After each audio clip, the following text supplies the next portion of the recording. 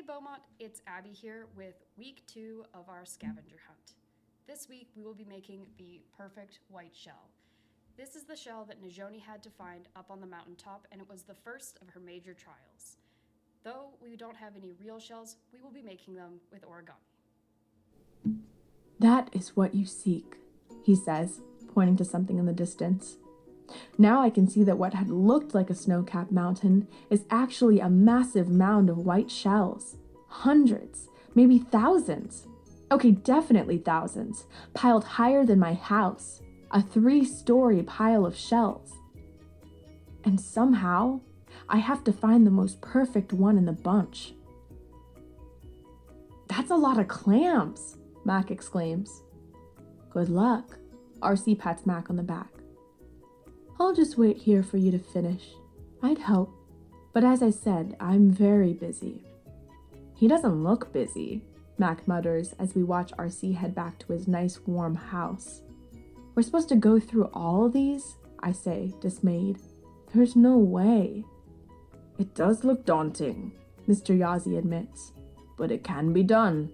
The mountain seems huge, but I know we will find the perfect shell, with a little patience, he says, hopping off my shoulder to land on the white mound. And positive thinking. I appreciate what you're saying, Mr. Yazzie. I really do. But I just don't think positive thinking is going to be enough. Well, that's negative thinking right there, Max says, eyebrow raised in my direction. Nonsense, Najoni, says the horned toad, climbing higher on the mountain. A trail of white shells trickles down behind him. It is a challenge worthy of a hero, which you are.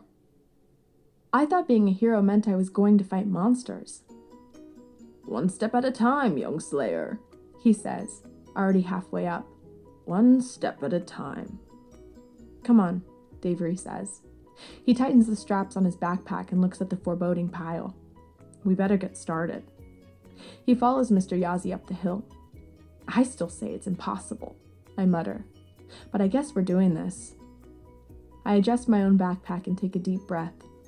I step onto the shell mountain. The sharp edges of broken shells poke at the canvas of my sneakers. Ouch.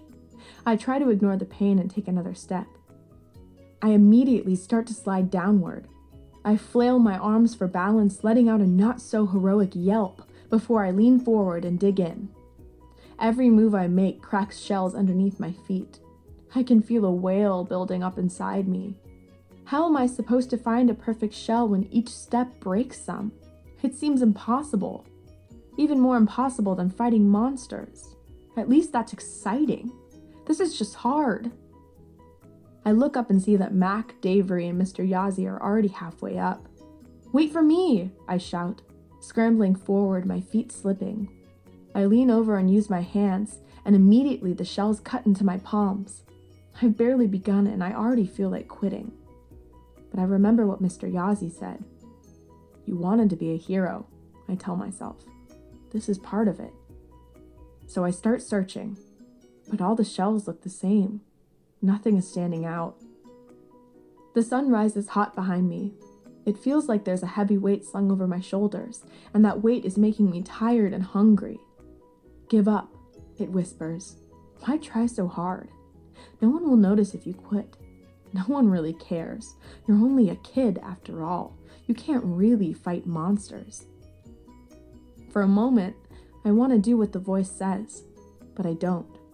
My dad needs me, and I definitely don't want the world to be overrun with monsters. So instead of giving up, I close my eyes, take a deep breath, and imagine the shell I want. Unblemished white and shiny. The ridges align perfectly. It's so clear in my mind that I can almost reach out and touch it. I lean down, stretch forward, and let my hand graze a shell. And I know it's the one. I open my eyes and look. A perfect, smooth white shell rests in my palm. Yes! Victory! I found it! I shout. Mr. Yazzie, Davery, and Mac look down at me from higher up on the mountain. I wave the shell over my head. I found a perfect one!